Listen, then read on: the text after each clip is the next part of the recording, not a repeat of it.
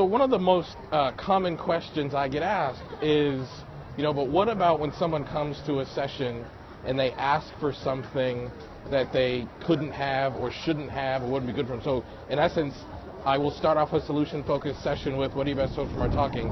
And they say, I want, here, I'll give you a real example. I asked this one woman once, what do you best hope from our session? And she said, I want to stop smoking today. And this is a person that smoked for 50 or 75 years, really long time, elderly person. What do you best hope from our talking? And she says, I want to stop smoking today. And when people say stuff like that, it leads new learners to this approach to ask questions like, how do I handle situations where the client is asked for something like that? And so in my video today, my blog today, I want to address that. So very commonly, here I'm going to switch arms. I'm actually walking in London and it's raining a bit, so I couldn't set up all my stuff usually. But very commonly, people want to figure out what that is. And in the past, we used to describe solution-focused brief therapy as an approach that's driven by what the client wants. So what does the client want in this scenario? Well, in this case, they want to not be smoking. And in fact, she said, I want to not be smoking today. But that's unrealistic. That's hard to do. And I think the better way for us to describe solution-focused therapy is it's not necessarily about what the client wants.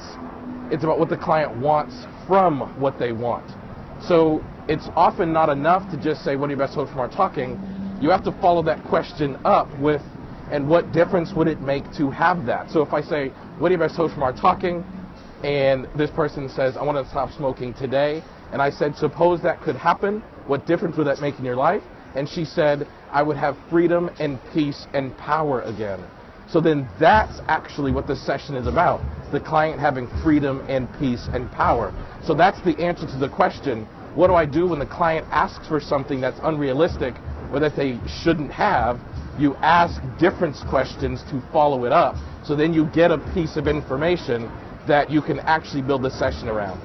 This is one of the most common misunderstandings about solution-focused brief therapy that makes this really simple approach hard to practice, because a lot of people struggle with that dynamic in the session. And I think once you understand this, then it makes the rest of the session, the rest of solution-focused brief therapy make sense and have a flow to it. You'll be able to build this session and help more people. So thanks for watching this video, man. I hope you guys like it. I'm going to go finish my walk. I hope that helps you. I hope it makes sense to you. And really, honestly, thank you for watching. Please help me spread the word. Share it. Give me a like, a comment. I respond to all my comments. And if you're watching this on any other place other than my website, elliottconnie.com, shoot on over there. I have free solution-focused resources that you can have access to. So I'll see you later, and I'll catch you when I get back to America.